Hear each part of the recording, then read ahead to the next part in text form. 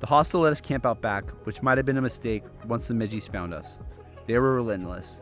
Every time we opened the door to the hostel, a few hundred Midgies joined us, earning us some dirty looks from the hostel crowd. We lay still, listening to the hum outside. Brutal day, but standing on Binmore made it worth it. The trail ahead would be harder, lonelier, wilder. Just how we liked it.